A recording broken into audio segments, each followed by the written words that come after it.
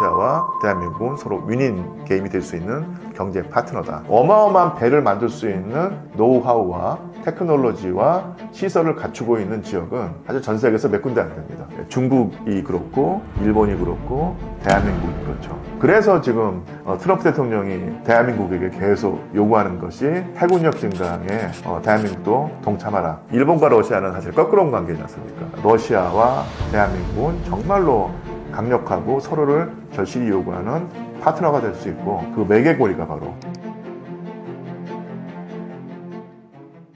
전후 복구 등의 문제에서 러시아에게 한국이 꼭 필요한 이유는 무엇인가요? 정확히 말하자면 러시아 우크라이나 전쟁은 사실 언제 끝날지 모르죠. 바라건대는 어떤 형태로든 간에 빨리 매듭이 지어지길 바라지만 또한 돌아가는 국제정세라든지 아니면 유럽의 상황을 놓고 보면은 쉽사리 끝났지 않을 가능성이 큰데요. 그러면서도 향후에 어떤 이 유럽 정세를 우리가 판단을 해야 될 것이고 그에 맞춰서 우크라이나 하면 우크라이나 아니면 러시아 하면 러시아와 다시 관계를 재정립을 해야 될 텐데요. 아마 한국과 러시아 관계를 다시 재정립한다고 했을 때 우리가 고려해야 될 요인들이 여러 가지가 있겠죠. 그런데 그런 전통적인 고려 사항들 이외에 최근에 새로운 요인이 등장을 했습니다. 그게 바로 이제 북극 항로죠. 저도 이제 북극 항로라는 얘기를 들은 것이 제 기억에는 5년 전이었다고 생각을 해요. 그때만 하더라도 제가 잘 몰라서 북극 항로가 개발되고 있고 여기에 러시아의 지분이 상당히 크다. 그리고 러시아가 이걸 적극적으로 나서고 있고 다른 나라도 동참하려고 한다고 했을 때 전혀 감이 와닿지 않고 아니 그 얼어붙은 바다가 뭐 이렇게 중요하지? 라고 생각을 했는데 지금은 완전히 생각이 바뀌었습니다. 그러니까 오히려 20세기 중후엽의 국제정세라든지 아니면 최소한 이 유라시아 대륙의 정세를 결정할 수 있는 가장 중요한 요소가 바로 북극 항로다라는 생각이 듭니다. 북극 항로 위주로 한번 좀 따져나가자 보면요. 전쟁이 끝나거나 아니면 매듭이 지어갈 상황에서 다시 한번 이 북극 항로에 대한 관심이 고조가 되겠죠. 그리고 즉 단적으로 보이는 것이 바로 미국입니다. 미국이 왜 2025년 초에 그 푸틴 대통령을 알래스카로 초빙을 해서 정상회담을 했는가. 그때 가장 중요한 의제는 아마 북극항로 개발이었을 거예요. 그래서 러시아와 미국의 지분을 어떻게 조정할 것인가 그런 얘기를 아마 했을 가능성이 상당히 크고요. 지금 이 트럼프 대통령이 그렇게 그린란드에 관한 말을 많이 하고 아주 공공연하게 그린란드를 미국의 어떤 일부로 만들어야 된다라는 식의 얘기를 하는 것은 이 서방부 중시 정책의 일환이기도 하지만 또한 그린란드를 무조건 미국의 어떤 손에 넣어야지 북극항로 개발에 지분을 더 늘릴 수 있다는 그 아주 현실적인 판단 때문에 그렇거든요. 그래서 러시아와의 향후 관계 설정에서 이 북극항로 문제를 우리가 아주 중시를 해야 됩니다. 그래서 현재 그 이재명 행정부에서 또 적극적으로 북극항로 개척에 아니면 개발에 동참하겠다라는 식으로 되어 있는데 이 부분이 어떻게 풀리는가에 따라서 향후 러시아와 대한민국의 관계가 더 돈독해질 수도 있고 그쪽 나갈 때 이게 가장 핵심적인 쟁점이 될 수 있겠죠. 근데 북극항로라는 것이 당연히 지리적인 요인이라든지 아니면 그 역사적 요인을 놓고 보면 러시아의 지분이 큰데요. 러시아로서도 북극항로 개척에 대한민국의 몫이 분명히 있다고 생각을 하고 있고요. 또 실제로 그렇습니다. 그래서 러시아가 북극항로 개발에서 한국의 동참을 해주기를 은근히 바라고 있고 또 그쪽 방면으로 나갈 수 있다고 했을 때 향후에 어느 속도로 진행이 될지는 모르겠지만 대한민국 정부와 러시아 정부가 다시 한번 관계를 재정립하고 예전의 관계로 돌아간다고 했을 때 그 핵심 쟁점 그리고 가장 중요한 요점이 바로 북극항로 개발에 관한 양측의 이해, 관계 설정이라고 생각을 합니다. 대한민국이 러시아를 통해 얻을 경제적 이득은 무엇인가요? 일단 그 러시아 경제가 아무래도 미국이라든지 중국이라든지 아니면 유럽에 비해서는 아직까지 적은 건 사실인데 나름대로는 우리 대한민국의 수출 시장으로서의 역할과 몫이 분명히 있고요.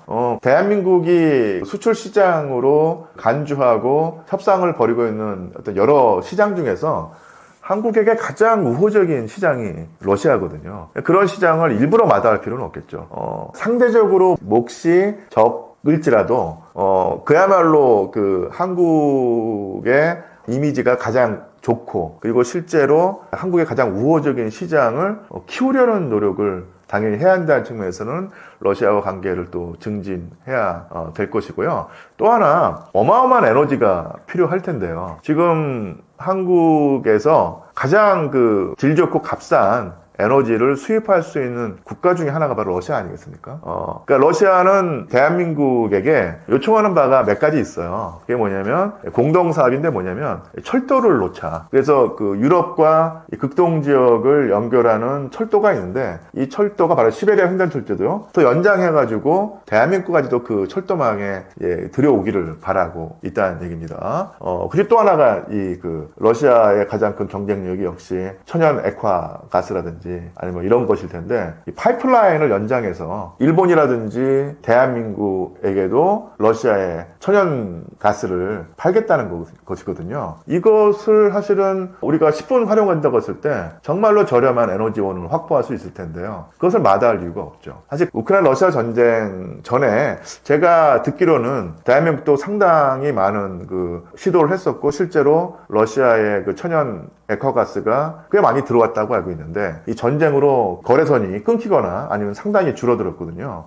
이것을 복원해야 되지 않을까 싶어요. 그런 점에서 대한민국은 러시아라는 시장을 다시 되찾을 필요가 있고요. 또 하나, 대한민국은 그야말로 에너지 전량을 수입하는 국가로서 값싸고 질 좋은 에너지가 사활의 관건인데, 러시아의 가스, 천연가스를 10분 활용하는 것이 우리의 그 생활 수준을 높이고 경쟁력을 높이는 가장 좋은 방법이다. 그래서 러시아와 대한민국은 서로 윈윈 게임이 될 수 있는 경제 파트너다. 지금 정치적인 상황, 국제 정세의 유동성 때문에 뭐랄까 관계가 잠시 지금 중단돼 있거나 아니면 멀어진 것이 분명한 사실인데, 21세기 중후엽을 선도적으로 이끌어 나가려면은 러시아와의 관계를 돈독히 할 필요성이 너무 절실하다. 이렇게 저는 보고 있고, 실제로 우리나라의 그 위정자들이라든지 전문가들이 그런 쪽으로 판단을 하고 있다. 러시아가 왜 북극 항로 개발에서 한국을 파트너로 선택한 건가요?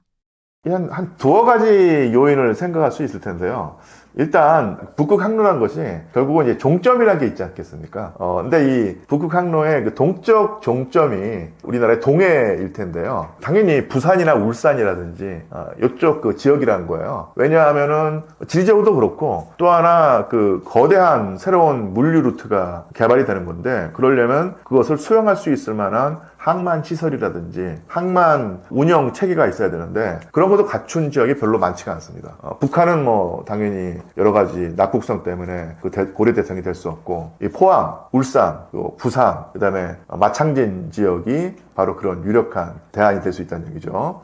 일본 같은 경우도 이제 그런 대안이 될 수 있겠지만, 일본과 러시아는 사실 거꾸로운 관계지 않습니까? 그래서 푸틴 대통령의 입장에서는 이 북극 항로의 그 종점으로 가장 매력적인 지점이 바로 대한민국이라는 얘기입니다. 지리적으로도 그렇고 기술적인 측면에서도 거의 완벽한 조건을 가지고 있다고 하는 측면이 정말 푸틴 대통령으로서는 거부할 수 없는 그런 매력일 것이고요. 또 하나, 예전에는 아예 항행이 불가능한 지역이었는데, 그러니까 지금은 항행이 가능해진 지역이 되었고, 북극 항로가요. 그리고 이 배가 안전하게 오갈 수 있는 시기가 1년에서 그 절반 이상으로 점점 늘어나고 있는데, 그럼에도 불구하고 그래도 일정한 기술이 필요한 것은 사실입니다. 그게 뭐냐면 쇄빙선이에요. 쇄빙선 기술은 러시아가 상당히 그 노하우를 축적하고 있고 강점을 보이고 있는데, 아마 원자력 쇄빙선까지도 가지고 있죠.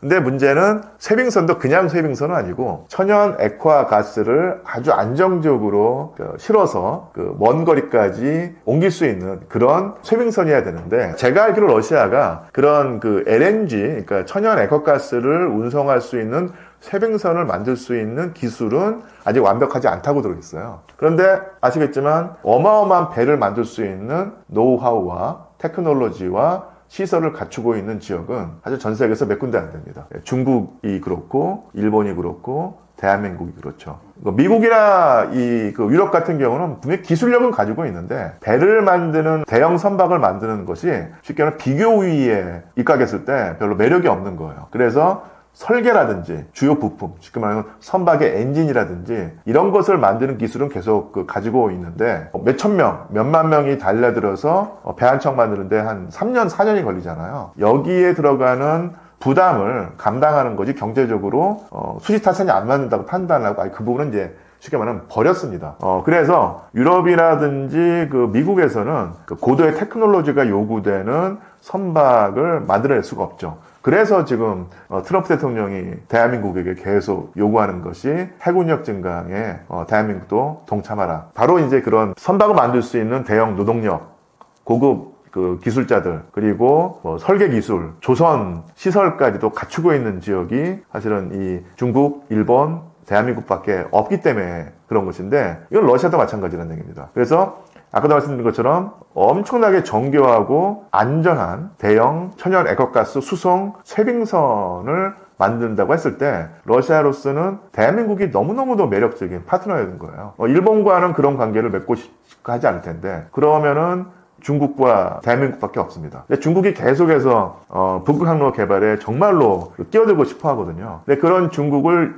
러시아가 견제할 필요성도 있는 거예요. 왜냐하면 중국을 끼워주는 순간 러시아의 어떤 지분이 줄어든 것은 분명한 사실인데, 근데 중국만큼 위험하지도 않고 중국만큼 큰 지분을 요구하지도 않으면서도 러시아가 바라는 선박을 만들 수 있는 국가, 그래서 대한민국을 파트너로 삼고 싶어하는 것이죠. 이런 측면으로 놓고 봤을 때 북극 항로의 한 종점으로서의 대한민국, 그리고 물류를 담당할 수 있는 대형 선박을 아주 정교하게 만들 수 있는 능력을 가지고 있는 국가 대한민국, 러시아로서 놓칠 수 없는 파트너겠죠.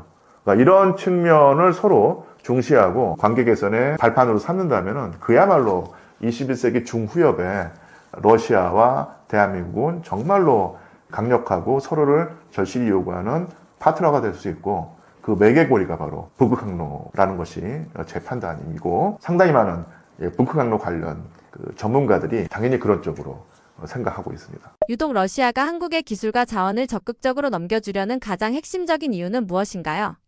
가장 먼저는 한류 문화의 영향이 좀 컸던 것 같아요. 러시아가 우크라이나와 전쟁을 치르고 있는 최근 한 4년 이 과정에서도 한류 문화가 러시아에 이상하게 많이 번졌어요. 불닭볶음면이라든가 다른 케이팝이라든가 이런 게 번지면서 우리가 이제 우크라이나 쪽을 지원하는 데 섰지만 사실 러시아 국민들이 한국에 대한 어떤 호감 이런 것들을 통해서 좀 늘고 있는 거예요. 특히 젊은 층들, 이런 층들이. 그러다 보니까 러시아가 우크라이나와 전쟁을 하고 한국이 그 배경에 있고 미국 쪽의 어떤 진영에 서 있다고 이렇게 보면서도 한국과의 문화 교류 이런 것들을 통해 가지고 좀 경제 쪽에서 어떤 교류를 하려는 이런 부분이 있는 것 같고요. 또 하나는 이제 러시아 입장에서는 미국이나 서방의 대러 제재라든가 이런 부분에 좀 우회 통로로 한국을 좀 생각하는 것 같습니다. 물론 우리도 그런 제재에 동참을 안 할 수는 없지만 한러 기존의 어떤 친선 관계라든가 한러 수교 이후에 다져온 어떤 그런 역사가 또 있거든요. 이런 부분을 좀 겨냥하는 게 있고요. 그 다음에 또 하나 큰 게 러시아의 극동 개발에 대한 어떤 한국의 관심, 이런 부분들을 이제 러시아가 알고 있는 거죠. 그러니까 그런 어떤 자기네들이 유인하고픈 유리한 가지고 있는 자기네들의 자산을 좀 투사해서 한국의 좀 좋은 영향력 이런 것들을 보임으로써 한러 관계를 우크라이나전 이거에도 불구하고 좀 다져나가자 이런 게 있고, 자기네들이 가지고 있는 에너지라든가 광물 이런 것들을 한국의 첨단 기술이라든가 또 역량 이런 것과 좀 결합시켜서 뭔가 좀 협력 관계, 상호 윈윈하는 관계를 만들려는 이런 측면도 보이고 있습니다. 북한은 이런 부분에 대해서 러시아에게 불만을 제기할 수 없는 상황인가요?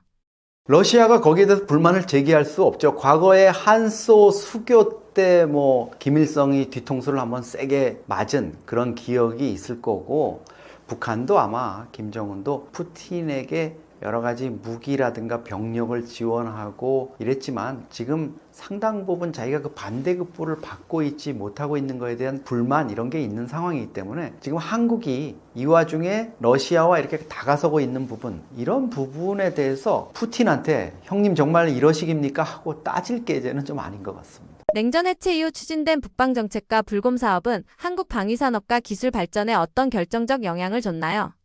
북방정책은 1988년 그러니까 냉전 체제가 완전히 해체되기 직전에 시작됐다고 볼 수 있습니다. 당시 이제 노태우 정부였죠. 북방 정책이 시행되게 된 이제 기본 배경을 보면 사실 중국과 소련을 좀 우리가 끌어안고 이렇게 함으로써 북한 체제를 고립시키려고 그랬던, 김일성 체제를 좀 고립시키려고 했던 측면이 있고요. 이게 이제 소련의 붕괴, 이런 동구권의 붕괴, 또 독일 통일 이런 것들과 맞물리면서 북한을 코너로 몰아넣는 데 성공했고, 그 당시에 특히 우리가 86 아시안 게임에 이어서 88 서울 올림픽을 이제 성공시킴으로써 북한과의 체제 경쟁에서 완전히 우리가 앞서 나갈 수 있는 이런 계기가 됐다, 이렇게 볼 수 있습니다. 사실 이 북방 사업의 북방 정책의 어떤 결과로 나온 게 불곰 사업이라고 할 수 있는데요. 95년 시작된 불곰 사업이라는 게 결국은 우리가 러시아, 소련에게 줬던 차관, 이 대가를 현물로 받는 거였는데, 그거의 상당 부분이 이제 소련제 무기였습니다. 그래서 T-80 뭐 전차라든가 레이더, 대공 레이더라든가 여러 가지 장비를 받았고, 사실 우리 산림청에 산불 끄는 헬기 중에 상당수가 러시아에서 제공받은 헬기였거든요. 이런 부분에서 보면은 이제 그 사업이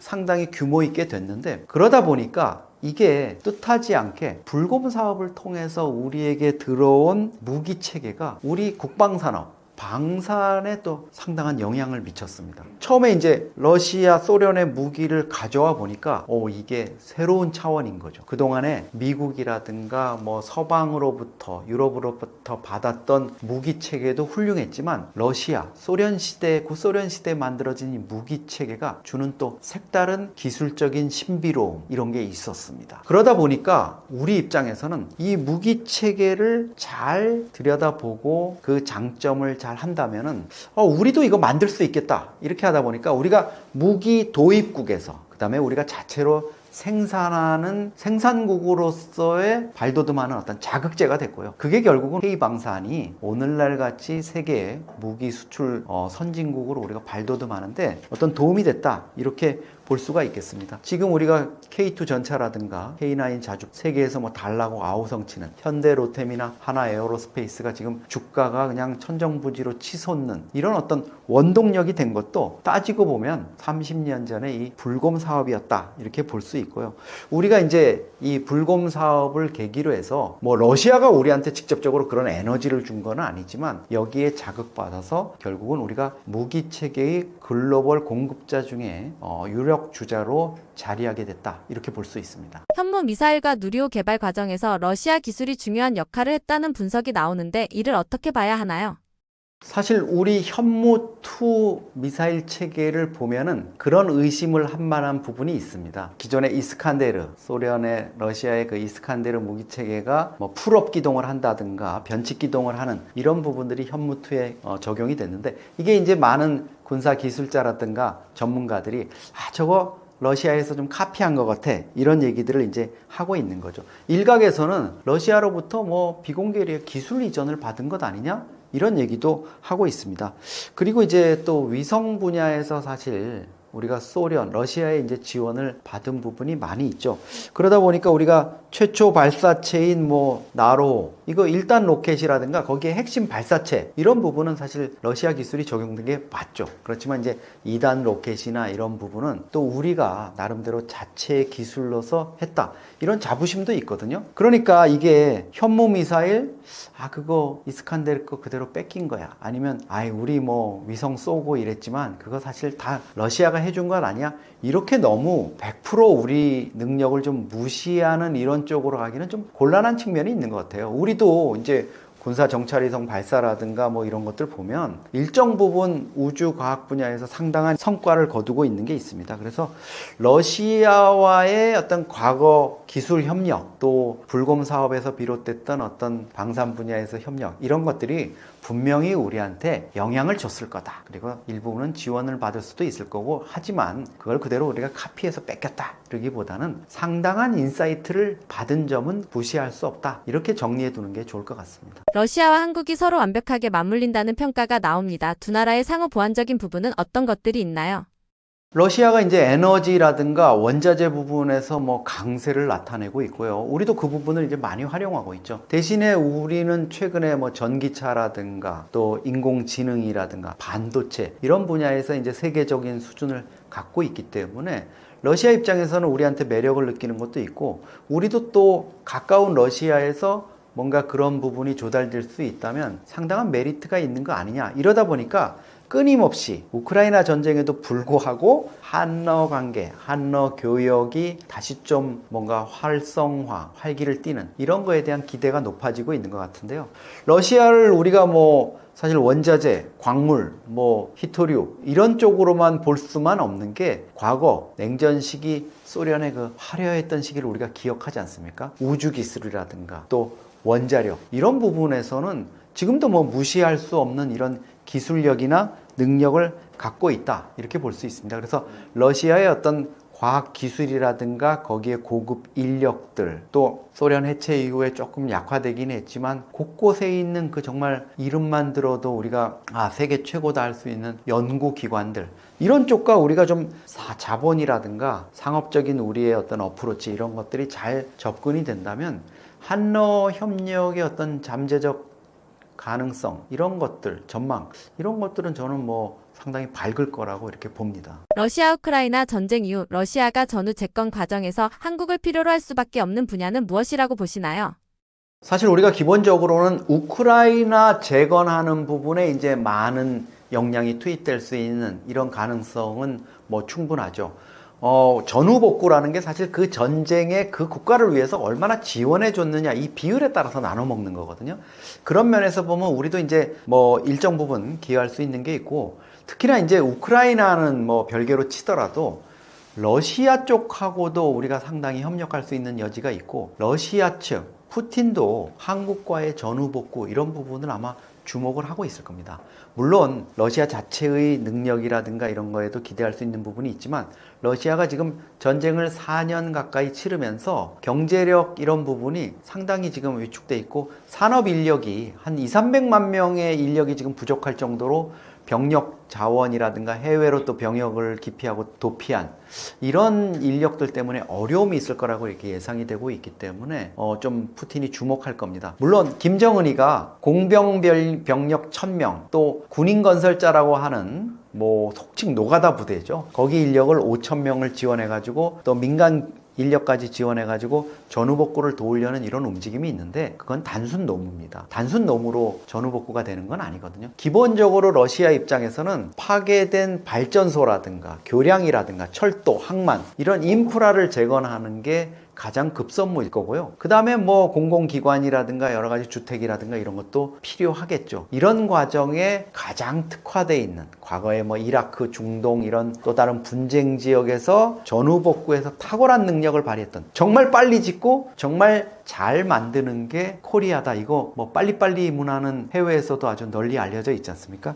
이런 측면에서 우리가 접근하고 있는데요. 우리 현대건설이라든가 또 DLENC라든가 LH라든가 수자원공사 같은 곳에서도 지금 관심을 이미 갖고 있고요. 특히 뭐 한미글로벌이라든가 이런 PM사들도 전후복구 분야에서는 또 탁월한 능력을 갖고 있기 때문에 관심을 갖고 있고 지금도 이제 우크라이나 전황에 따라서 이런 기업들의 주가가 지금 들쑥날쑥하고 있는 거 이런 것들이 이제 전후복구에서 한러 협력의 어떤 가능성을 보여주는 거다 이렇게 볼 수 있습니다. 우크라이나도 한국이 필요한 상황이지 않나요? 우크라이나 같은 경우에도 한국의 어떤 기술력이나 이런 것들을 알고 있고 그렇기 때문에 젤렌스키 대통령도 사실 이런 부분에 대해서 한국 정부 측하고 계속 얘기를 해오고 있던 이런 상황이었겠죠. 물론 이제 전쟁이 이렇게 종식되면서 이제 젤렌스키 정권이 이제 바뀔 가능성이 많으니까 대통령 선거를 통해서 그런 것들이 뭐 젤렌스키의 마인드대로 뜻대로 되지 않을 수도 있습니다만 우크라이나가 지금 파괴된 자기들의 어떤 인프라라든가 이런 거 정말 뭐 처참하게 부서졌지 않습니까? 이런 것들을 복원해 줄 수 있는 이런 것들을 기다릴 거고 그거는 이제 종전 협상 과정에서 지금 자신들에 대한 안보 보장이라든가 또 미국이나 나토의 어떤 지원 이런 것들을 얘기하고 있지만 그 과정에서 반드시 아마 포함되는 게 전후 복구 부분과 관련해서 미국 등 서방 그리고 나토 이런 데가 얼마나 지원해 줄까 이런 부분일 텐데 직접적으로 우리가 우크라이나하고 꼭 뭐 그런 부분에 협상을 하지 않더라도 아마 미국이라든가 나토 쪽에서 이런 부분들을 좀 지원하는 과정에서 한국의 참여는 거의 뭐 필수적으로 이루어질 거라고 이렇게 생각이 됩니다. 미중러 어느 쪽도 절대 우위에 서지 못하는 무국화 시대에서 한국은 러시아와의 관계를 어떻게 활용하는 것이 국익에 도움이 된다고 보십니까? 사실 새해 벽두부터 국제 정세가 이제 출렁이고 있죠. 미국과 중국의 뭐 관세 정쟁이 좀 잠잠해지는가 했더니 갑자기 또 마두로 납치, 뭐 납치죠. 체포 구금 사태 때문에 세계가 지금 바짝 긴장하고 있습니다. 우리 같은 경우에는 이제 한중 정상회담, 또 한일 정상회담 이렇게 연쇄적으로 이제 이어지는 이런 상황이기 때문에 국제 정세의 관리 이런 게 정말 절실한 상황이고요. 4월에 특히 미중 정상회담이 열릴 예정이기 때문에 이거를 계기로 해서 북미 간에 김정은 트럼프의 만남이 있지 않느냐 이런 관측도 나오고 있습니다. 우리 입장에서는 정말 주변국들 남북관계뿐만 아니라 어떻게 이거를 해결해야 될지 복합 방정식을 풀어야 되는 이런 어려운 상황인데요. 러시아에 대해서 좀 우리가 관심을 가져야 되는 이런 부분이 있는 것 같습니다. 러시아라는 게 그동안에 우리가 좀 많이 다른 국가에 비해서 무시해 온 거 아니냐 이렇게 러시아를 전문으로 하는 분들은 많이 얘기를 하고 있거든요. 이제 우크라이나 전쟁이 종전 국면에 들어가고 그동안 좀 소강사태였던 한러 관계가 이제 복원이 되는 이런 구도를 좀 만들어갈 필요가 있고요. 이 과정에서 러시아와의 뭐 교역이라든가 경제적인 이런 이해관계도 중요하겠지만 특히 러시아, 푸틴이 갖고 있는 북한에 대한 영향력 이런 것들이 남북관계의 복원이나 북한 정세의 어떤 관리, 한반도 정세의 유지, 평화, 보장 이런 부분에도 필수적이라고 할 수 있습니다. 그래서 러시아 우리가 무시하기보다는 좀 챙겨보자 이렇게 말씀드릴 수 있겠습니다. 네, 북한 전문 저널리스트로 또 연구자로 활동하고 있는 이영종입니다. 새해 벽두부터 정말 밤새 안녕하십니까 라는 얘기가 절로 나올 정도로 뭔가 이렇게 깜짝 놀랄 만한 전에는 정말 찾아보지 못했던 희한한 일들이 벌어지고 있습니다. 이런 국제 정세의 풍랑 속에서 한국 경제 또 우리 체제가 어떻게 가야 될지 고민들이 많으실 텐데요. 앞으로도 북한 또 안보 정세와 관련한 좋은 정보 또 분석으로 여러분들과 찾아뵙도록 하겠습니다.